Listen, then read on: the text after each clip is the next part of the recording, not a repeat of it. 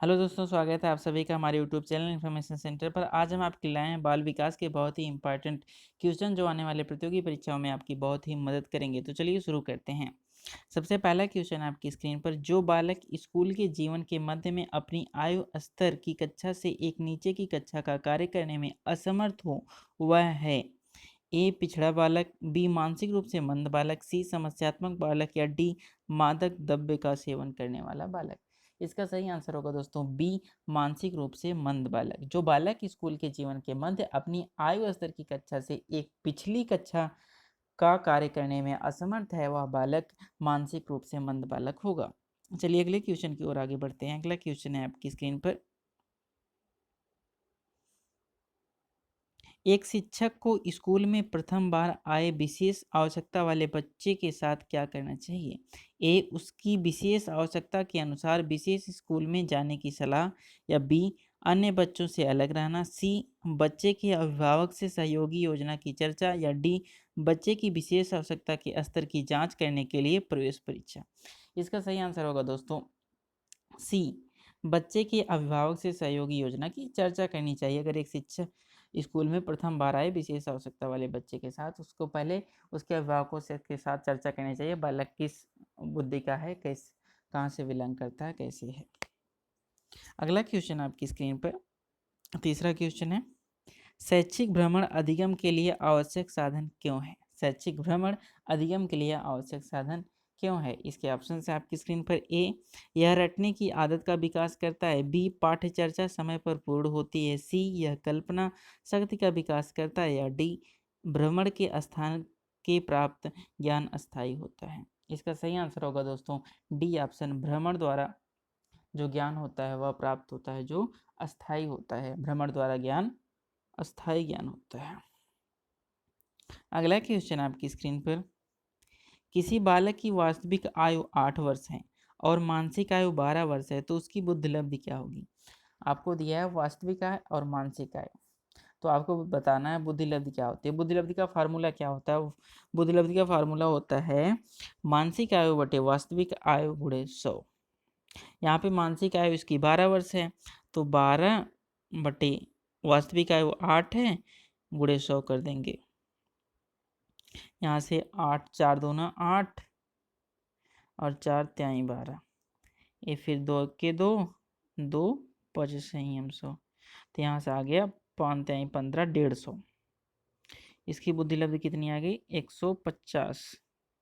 इसका सही आंसर हो जाएगा दोस्तों डी ऑप्शन 150। उस बालक की बुद्धि लब्धि क्या होगी 150।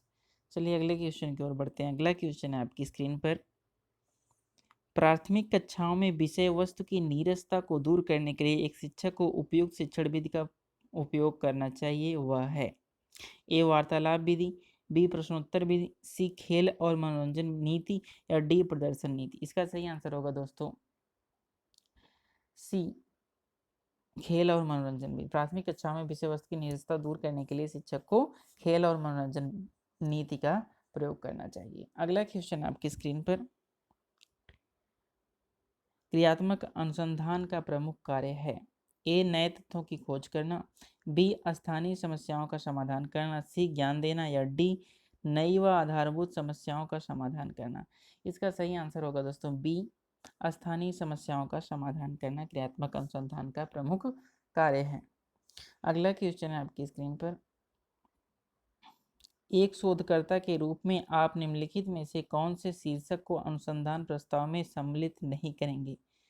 एक शोधकर्ता के रूप में आप निम्नलिखित में से कौन से शीर्षक को अनुसंधान प्रस्ताव में सम्मिलित नहीं करेंगे। इसके ऑप्शन है आपकी स्क्रीन पर, अनुसंधान समस्या की पृष्ठभूमि, बी अनुसंधान के उपकरण, सी अनुसंधान के लिए मूल विस्तृत व्याख्या, या डी अनुसंधान की परिकल्पनाएं। इसका सही आंसर होगा दोस्तों सी अनुसंधान के लिए मूल विस्तृत व्याख्या जो होती है एक शोधकर्ता के रूप में शीर्षक को अनुसंधान प्रस्ताव में सम्मिलित हम नहीं करेंगे। अनुसंधान के लिए मूल विस्तृत व्याख्या शीर्षक में हम मूल विस्तृत व्याख्या नहीं करेंगे। तो चलिए अगला क्वेश्चन है आपकी स्क्रीन पर,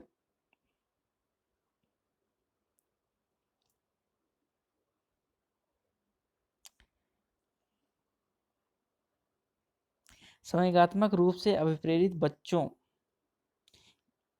की मुख्य विशेषता है? संवेगात्मक रूप से प्रेरित बच्चों की मुख्य विशेषता क्या है? इसके ऑप्शन है आपकी स्क्रीन पर। उनका अति प्रक्रियात्मक स्वभाव, बी उनका अंतर्मुखी स्वभाव, सी अपने विचार प्रकट करने का संतुलित तरीका, या डी उनका विषादग्रस्त व्यवहार। इसका सही आंसर होगा दोस्तों ए, उनका अति प्रक्रियात्मक स्वभाव जो होता है संवेगात्मक रूप से प्रेरित बच्चों की मुख्य विशेषता है। अगला क्वेश्चन आपके स्क्रीन पर, निम्नलिखित रिक्त स्थान के लिए सही उत्तर का चयन करें। देखिए यहाँ पे आपके पास दिया Bloom domains of learning, Bloom domains of learning, इससे निकलता है संज्ञानात्मक। आपके पास अगला क्या होता है वही बताना आपको। फिर अगला है मनोप्रेरणा। इसके ऑप्शन है आपकी स्क्रीन पर।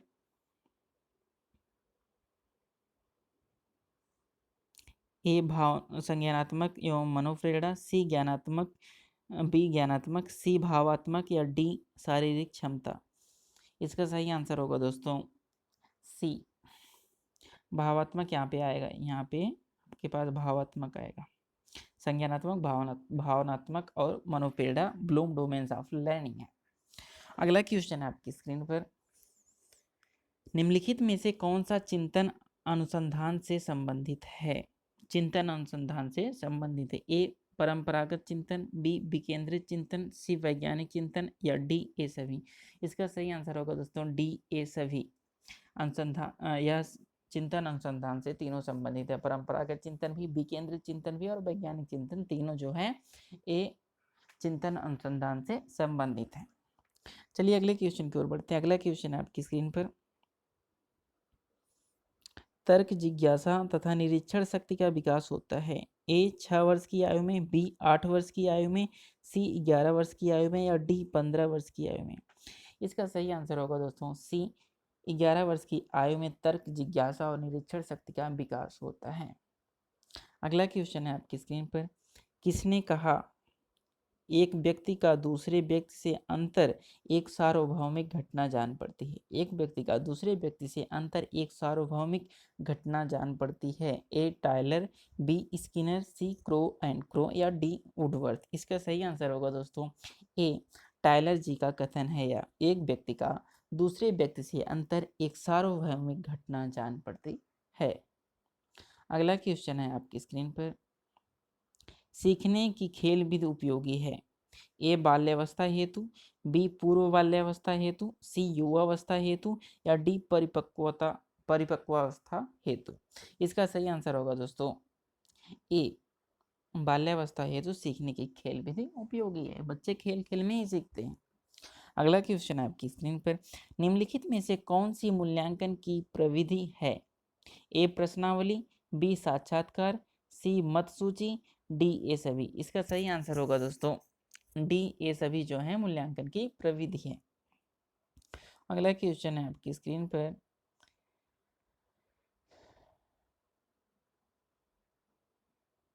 एक शिक्षक गद्य व सब्जियों फलों के चित्र का उपयोग करके अपने विद्यार्थियों के साथ चर्चा करता है। विद्यार्थी विवरण से जोड़कर पोषण के तथ्यों को सीखते हैं। इस दृष्टिकोण का आधार है। एक शिक्षक गद्य व सब्जियों फलों के चित्र का उपयोग करके अपने विद्यार्थियों के साथ चर्चा करता है। विद्यार्थी विवरण से जोड़कर पोषण के तथ्य को सीखते हैं। इस दृष्टिकोण का आधार है। ए सीखने की क्लासिकल अवस्था, बी पुनर्बल के सिद्धांत, सी सीखने का क्रिया प्रस्तुत अनुकूलन, या डी ज्ञान का निर्माण। इसका सही आंसर होगा दोस्तों सी सीखने का क्रिया प्रस्तुत अनुकूलन, सीखने का क्रिया प्रस्तुत अनुकूलन। इसका सही आंसर होगा दोस्तों सी। अगला क्वेश्चन है आपकी स्क्रीन पर,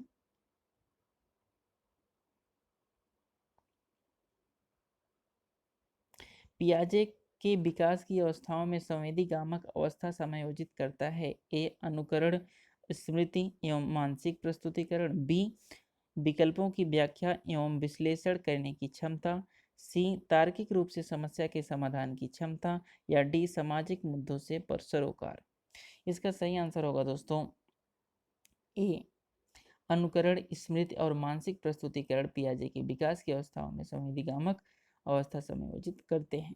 अगला क्वेश्चन है आपकी स्क्रीन पर, शैशवावस्था होती है? शैशवावस्था होती है। ए 5 वर्ष तक, बी 12 वर्ष तक, सी 21 वर्ष तक या डी इनमें से कोई नहीं। इसका सही आंसर होगा दोस्तों ए 5 वर्ष तक शैशवावस्था होती है। अगला क्वेश्चन है आपकी स्क्रीन पर, निम्नलिखित में से कौन सा कथन असत्य है? ए अक्षम व्यक्तियों के प्रति विपरीत विचार एवं भावना बच्चा बड़ों से सीखता है। अक्षम व्यक्तियों के प्रति विपरीत विचार एवं भावना बच्चा बड़ों से सीखता है। बी विशेष आवश्यकता वाले बच्चे दूसरे क्षेत्रों में कार्य करने में अक्षम होते हैं। सी शारीरिक अक्षमता वाला बच्चा मानसिक अक्षमता नहीं रखता। या डी ए व बी दोनों। इसका सही आंसर होगा दोस्तों डी ए व बी दोनों। जो दोनों कथन हैं असत्य हैं। अक्षम व्यक्तियों के प्रति विपरीत विचार एवं भावना बच्चा बड़ों से सीखता है और विशेष आवश्यकता वाले बच्चे दूसरे क्षेत्रों में कार्य करने में अक्षम होते हैं। ये दोनों कथन जो हैं गलत है। अगला क्वेश्चन है आपकी स्क्रीन पर, विद्यार्थियों की उपलब्धि का मूल्यांकन करने के लिए शालाओं में उपयोग में आने वाली विधियां हैं। ए परिमाणात्मक एवं निरीक्षण विधि, बी परिमाणात्मक एवं गुणात्मक विधि, सी गुणात्मक एवं साक्षात्कार विधि या डी उपयुक्त में से कोई नहीं। इसका सही आंसर होगा दोस्तों बी परिमाणात्मक एवं गुणात्मक विधि जो होती है विद्यार्थियों की उपलब्धि का मूल्यांकन करने के लिए शालाओं में उपयोग की जाने वाली विधि है परिमाणात्मक एवं गुणात्मक विधि। अगला क्वेश्चन है आपकी स्क्रीन पर, आशा 14 वर्ष की आयु में वह सब कार्य करती है जो अधिकतर 6-7 वर्ष के बच्चे कार्य करते हैं। आशा की यह अवस्था कहलाती है। ए मानसिक अक्षमता, बी अपंगता, सी आनुवंशिकता या डी कुपोषण। इसका सही आंसर होगा दोस्तों मानसिक अक्षमता। अगर आशा 14 वर्ष की आयु में है और वह वो सब काम कर रही है जो बच्चे 6-7 वर्ष की अवस्था में करते हैं तो मानसिक रूप से अक्षम है। अगला क्वेश्चन है आपकी स्क्रीन पर, व्यक्तिगत निदान विधि का उपयोग है। ए बुद्धिमान बालकों का अध्ययन, बी असामान्य एवं संतुलित बालकों का अध्ययन या सी दुर्बल बालकों का अध्ययन या डी सामान्य बालकों का अध्ययन। इसका सही आंसर होगा दोस्तों सी दुर्बल बालकों का अध्ययन जो होता है व्यक्तिगत निदान विधि का उपयोग होता है विशेषता। अगला क्वेश्चन है आपकी स्क्रीन पर, सीखने का हस्तांतरण है। ए सीखी गई वस्तु को संभालना, बी सीखी हुई तरकीब का वैसा ही उपयोग, सी सीखी हुई वस्तु का अन्य परिस्थिति में प्रयोग या डी उपयुक्त में से कोई नहीं। इसका सही आंसर होगा दोस्तों सी सीखी हुई वस्तु का अन्य परिस्थितियों में प्रयोग सीखने का हस्तांतरण है। अगला क्वेश्चन है आपकी स्क्रीन पर, व्यक्तिगत भिन्नताओं के मापन की सर्वोत्तम मापनी है। ए नामित मापनी, बी अंतराल मापनी, सी क्रमसूचक मापनी या डी समानुपाती मापनी। इसका सही आंसर होगा दोस्तों बी अंतराल मापनी जो होती है व्यक्तिगत भिन्नताओं के मापन की सर्वोत्तम मापनी होती है अंतराल मापनी।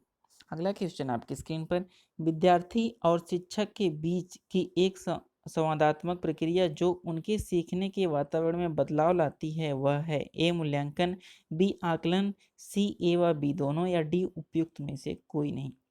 इसका सही आंसर होगा दोस्तों सी ए व बी दोनों। विद्यार्थी और शिक्षक के बीच की एक संवादात्मक प्रक्रिया जो उनकी सीखने के वातावरण में बदलाव लाती है, मूल्यांकन और आकलन जो दोनों है ये बदलाव लाती है उनके सीखने के वातावरण में। चलिए अगले क्वेश्चन की ओर बढ़ते हैं। अगला क्वेश्चन है आपकी स्क्रीन पर 25वां क्वेश्चन, अध्ययन की दृष्टि से व्यक्तिगत भिन्नताओं का महत्व है। ए विद्यार्थियों की व्यक्तिगत शिक्षण व्यवस्था, बी व्यक्तिगत रुचियों के अनुसार गृह कार्य देना, सी विद्यार्थियों का समरूप समूहों में वर्गीकरण या डी उपयुक्त सभी।